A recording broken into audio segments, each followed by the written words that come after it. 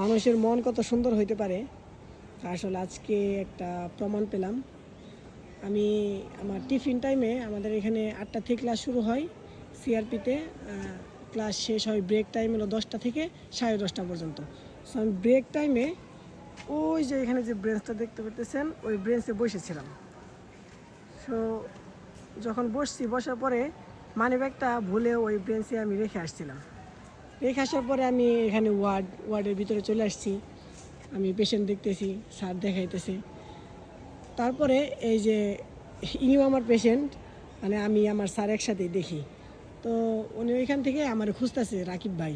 তো উনি সকালে আবার ওর থেরাপি দেওয়া হয়েছে, তারপরে আবার আসছে। আমরা আবার ভাবলাম কোনো সমস্যা হইলো নাকি, এই জন্য হয়তো আসছে।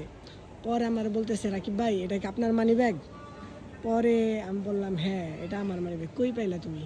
পরে বলে ভাই ওই আমি ওইদিকে হুইল চেয়ার চালাইতেছিলাম, পরে দেখি যে ওই ব্রেঞ্চে আপনার মানি ব্যাগ। তারপরে তুমি কি এটা পেয়ে আমার চিনতে পারছো? কিভাবে জানলা এটা আমার? প্রথমে এটা দেখি ভাবছি ধরার দরকার নাই, কার না কার, কে কি বলে না বলে। তারপর এটা ধরছি, ধরে খুলে দেখি যে আপনার আইডি কার্ড, আপনার ছবি আছে। তারপরে ভাবলাম আপনাকে তো আমি চিনি, এটা দিয়ে আসি যায়। আচ্ছা আচ্ছা, তুমি মনে হয় আমার নাম্বারে কল দিছো? হ্যাঁ, এরপরে দেখি বলি আগে নাম্বারে একটা ফোন দিয়ে দেখি। নাম্বারে 2টা ফোন দিলাম, ফোন ধরেন না, এই জন্য আপনাকে খুঁজছি। এখানে ভাই আসলে এখানে বসছিলাম তো ব্রেক টাইমে, পরে আর মানি ব্যাগটা এখানে রেখে আসছিলাম, আমার মনে ছিল না। দেখেন সে হাঁটতে পারে না, এই স্পাইনাল কর্ড ইনজুরি পেশেন্ট। তার এইখান থেকে নিচে টুকে একদম অবশ, ঠিক মতো মানে হাঁটতে পারে না, হুইল চেয়ার ইউজ করে। এবং তোমার নামটা যেন কি? ওমর ফারুক। উমর ফারুক, খুব ভালো ছেলে, ইনশাল্লাহ ঠিক হয়ে যাবে একটা সময়, মোটামুটি সে হাঁটতে পারবে, আমরা আশা রাখি। ঠিক আছে উমর ফারুক, তোমাকে ধন্যবাদ। আসলে আমি হয়তো আর মানি ব্যাগটা পাইতাম না তুমি না আনলে। তোমাকে অসংখ্য ধন্যবাদ। তোমার জন্য দোয়া করি, আল্লাহ তোমাকে খুব দ্রুত সুস্থতা দান করুন।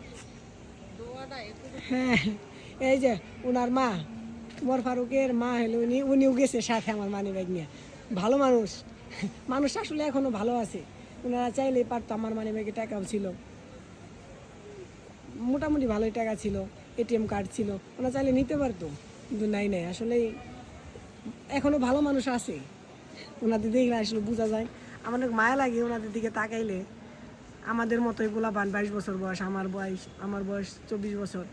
এই বয়সে হুইল চেয়ারে থাকা যে আসলে কতটা কষ্ট, বেডে শুয়ে থাকা কতটা কষ্ট, পায়খানা প্রস্রাব ওয়াশরুমে না যে করার যে কষ্টটা, আসলে ওদের দিকে তাকাইলে এটা বোঝা যায়। আমি এটা ফিল করতে পারি, আমার অনেক কষ্ট লাগে, তারপর আসলে কিছু করার নেই।